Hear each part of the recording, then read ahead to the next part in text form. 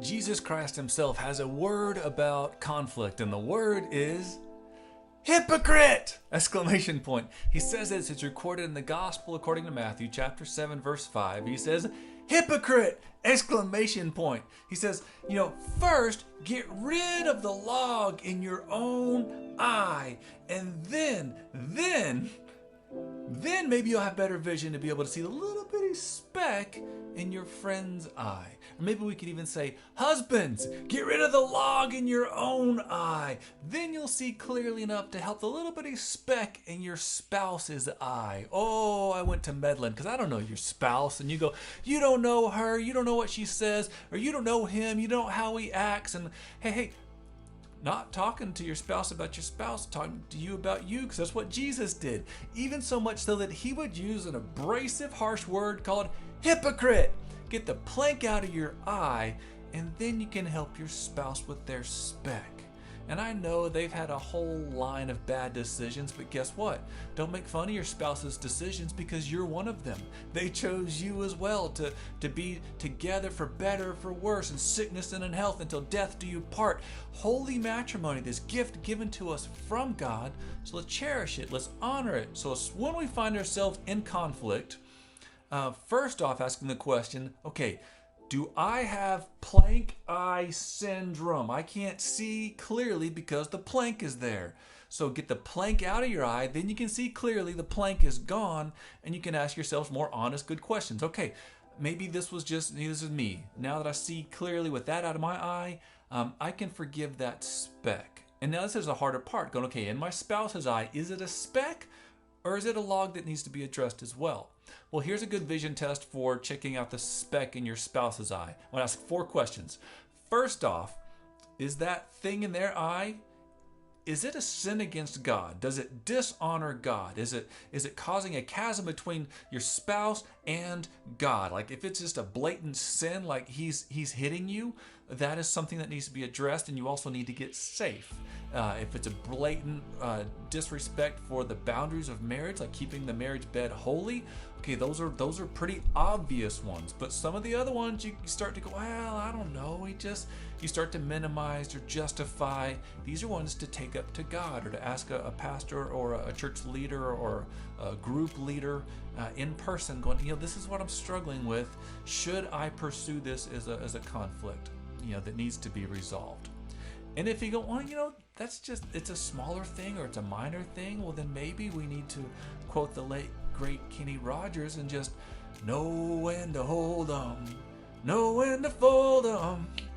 But by the fact you're watching me ramble about conflict and Jesus' words about being a hypocrite, I'm going to give the benefit of the doubt that this is a conflict that does need resolving, so you need to approach it. So I'm going to send another video later about 10 steps to conflict resolution.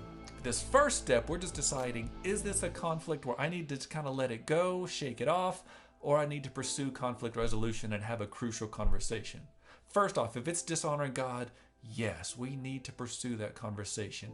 Maybe you save your wife, save your husband from the temptations and the footholds that the enemy would have in them, and that would be just a win-win across the board, right? So, second question, ask, is this conflict, is it permanently damaging our relationship as husband and wife?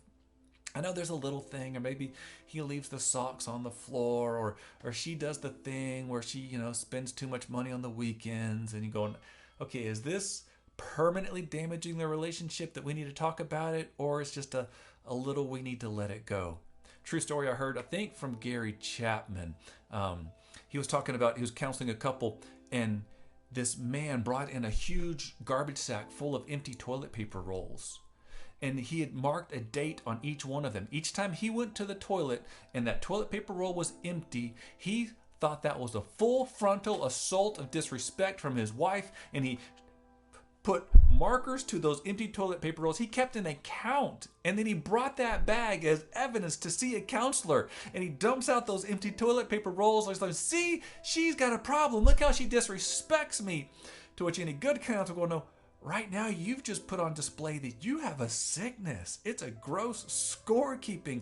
You need to let that one go. I promise you, she was not blatantly disrespecting you by innocent toilet paper rolls.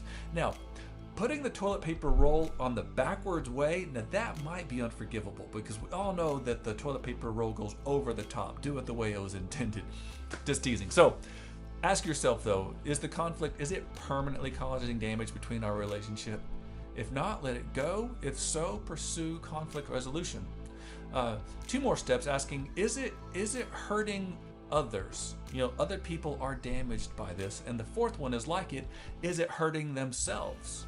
We think, well, it's not good, but as long as he's not hurting anybody else. No, we all suffer when you are hurt by conflict, unresolved conflict. When you're hurt by unrepentant sin, that hurts everyone, especially the person who's at the core of that conflict. So if you answer yes to any or all of these, I would say is definitely an opportunity to pursue conflict resolution. So check out the next video on that. But for now, remember Jesus' words, hypocrite! And just check yourself. Do a vision test today for plank eye syndrome. One of the best ways to check out plank eye in your own self is pray the bold, audacious prayer of King David that says, Father, point out any way in me that offends you and lead me along the path of everlasting life. So that's our prayer, that God would renew in us a clean spirit, right mind, clean heart, and we need God's help for that. So I'll pray for you, and let's pray for each other that our marriages would be kept holy. All right, thanks. Peace.